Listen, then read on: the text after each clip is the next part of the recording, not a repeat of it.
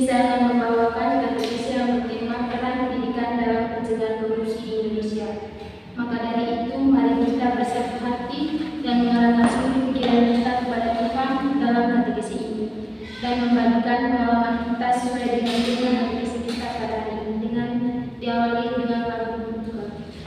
Dalam Yesus kita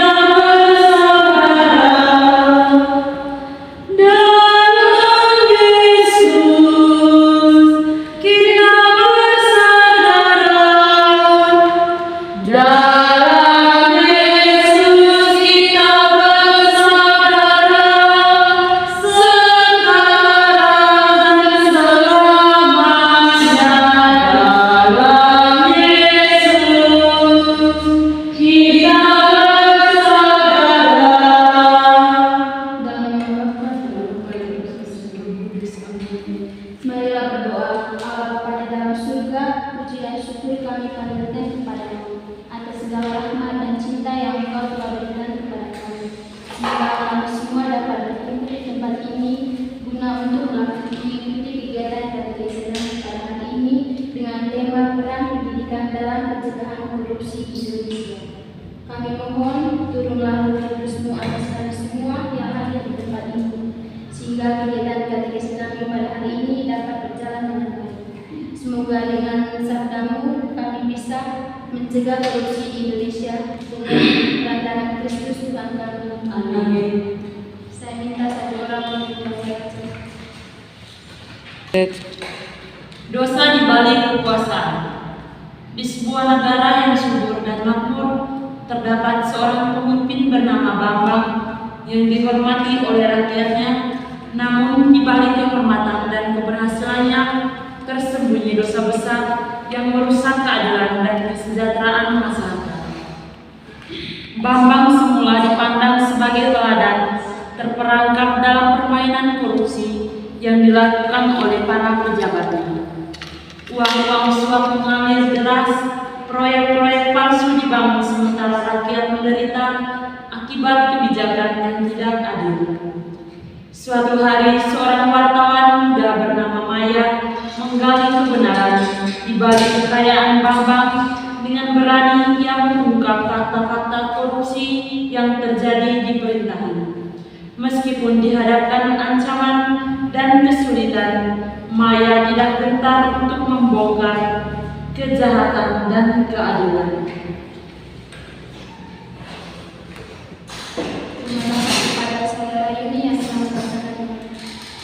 Di sini ada beberapa pertanyaan yang akan saya berikan kepada teman-teman. Yang pertama, bagaimana perasaan saudara-saudari setelah mendengar cerita tadi?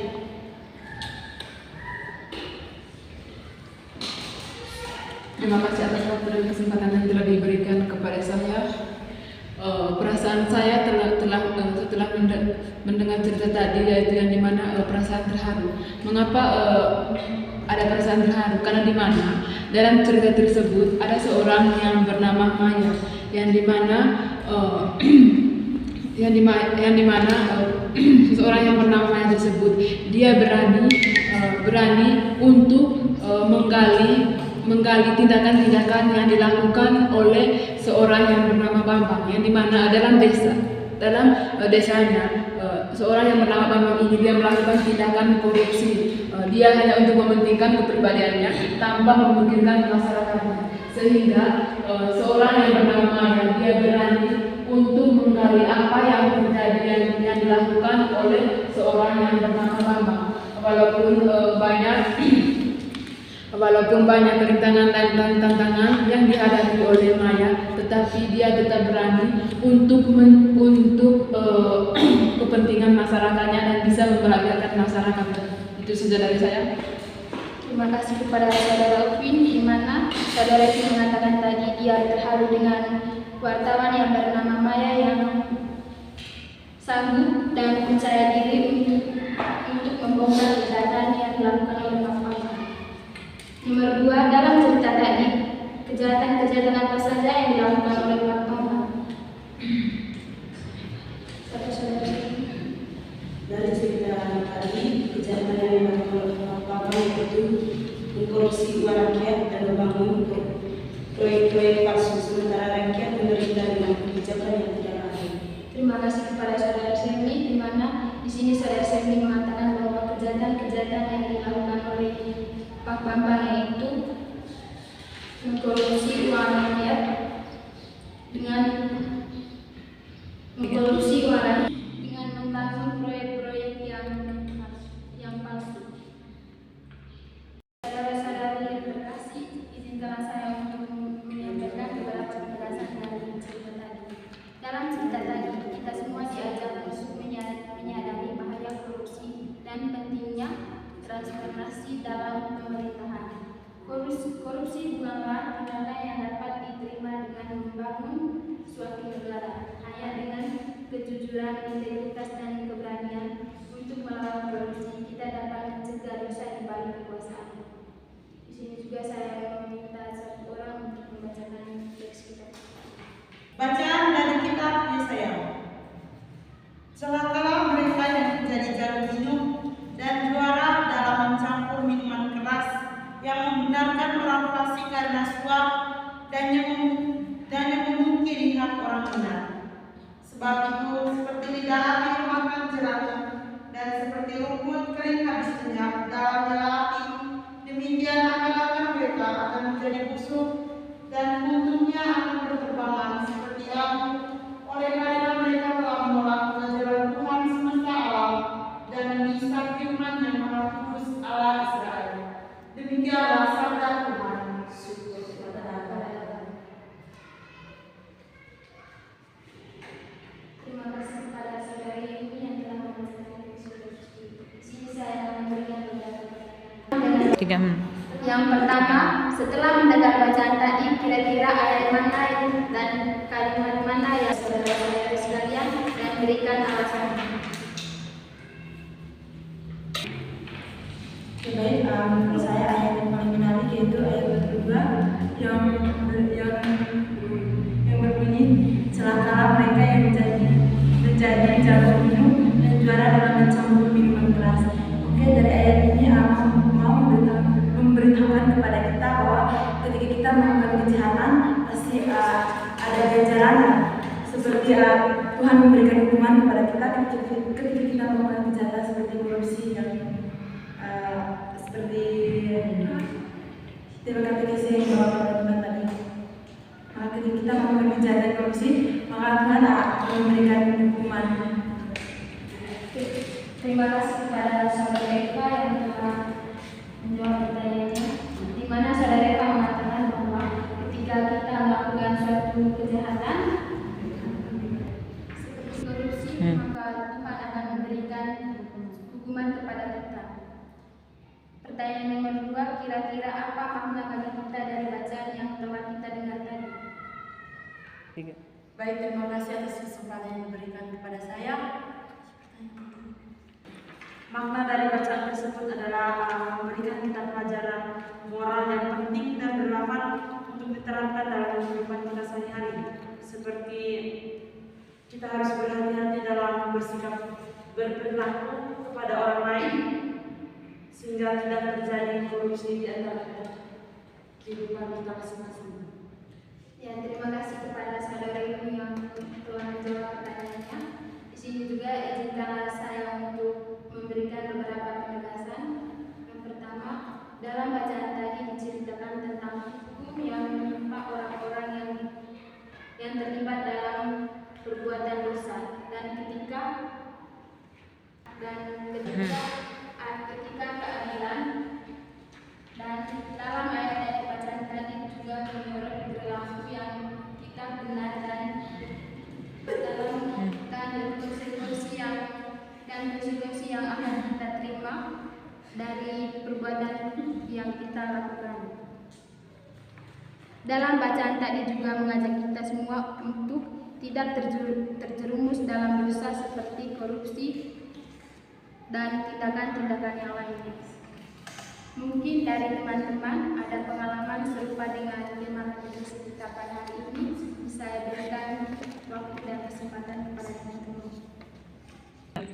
Baik, kalau dari teman-teman tidak ada pengalaman dari tema katekesi kita tadi, yang dimana kitab suci yang kita telah dengar tadi, kita sudah mengetahui bahwa tindakan korupsi itu sangatlah jahat, dan ketika kita melakukan tindakan korupsi berarti kita mendapatkan hukuman yang sesuai kita lakukan.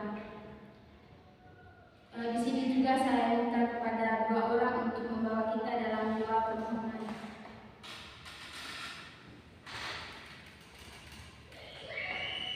Allah yang surga, puji syukur atas anugerah dan cinta kasih-Mu sepanjang hari ini, dan pada sore hari ini kami semua dapat berkumpul di tempat ini untuk mengadakan katekesi. Dan terima kasih Tuhan, katekesi kami pada sore hari ini berjalan dengan lancar, dan semoga apa yang kami dapat dalam katekesi tadi dapat kami simpan dalam hati, dan juga kami dapat menerapkannya dalam kehidupan sehari-hari. Marilah kita memohon, Kabulkanlah doa kami ya Tuhan. Mari kita berdoa untuk kita yang hadir di tempat ini pada hari ini. Tuhan Yesus, semoga kami menjadi agen perubahan dalam pemberantasan korupsi. Kami mohon bimbingan agar kami selalu menjadi pemuda-pemudi yang membanggakan negara kita dan memohon. Kabulkanlah doa kami ya Tuhan. Kita satukan doa-doa permohonan kita dengan doa yang telah diajarkan oleh Tuhan kita sendiri. Bapa kami yang ada di surga, yang dimuliakan namamu, datanglah kerajaanmu, jadilah kehendakmu di atas bumi seperti di surga.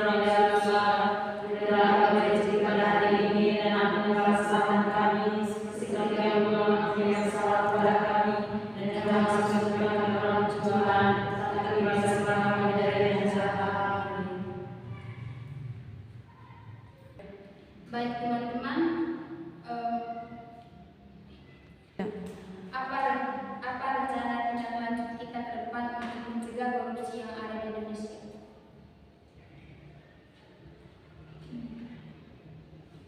Ya oke ya. Kalau dari saya itu menerapkan materi pendidikan anti korupsi di lembaga pendidikan agar memberikan pemahaman kepada Pemuda. siswa-siswa bahwa tidak korupsi adalah perbuatan yang baik. Dari saya, kita sebagai warga Indonesia atau sebagai mahasiswa harus terlibat aktif dalam kegiatan-kegiatan anti korupsi seperti aksi demokratis, kampanye anti korupsi atau kegiatan sosial yang bertujuan untuk memberantas korupsi. Itu saja. Baik teman-teman, mungkin ada lagi? Tidak ada lagi. Bagaimana teman-teman setuju dengan aksi konkret yang diberikan oleh teman Yudi? Setuju. Ya. Terima kasih kepada saudara-saudara sekalian yang telah mengikuti katekesi kita pada sore hari ini. Dengan mengikuti katekesi ini, semoga kita semua bisa memberantas korupsi yang ada di Indonesia. Marilah kita mengakhiri katekesi kita hari ini dengan doa penutup. Allah Bapa di dalam surga, kami ucapkan terima kasih kepada-Mu atas penyertaan-Mu dalam katekesi kami pada hari ini dan menggali pengalaman kami. Bapa di dalam surga, semoga dengan mengikuti katekesi ini, kami sebagai mahasiswa semakin menyadari bahwa pentingnya untuk memberantas korupsi di Indonesia. Kobarkanlah semangat cinta kasih-Mu kepada hati kami semua, agar kami mampu untuk melindungi negara kami ini dari korupsi. Demi Kristus Tuhan dan Penentara kami. Amin.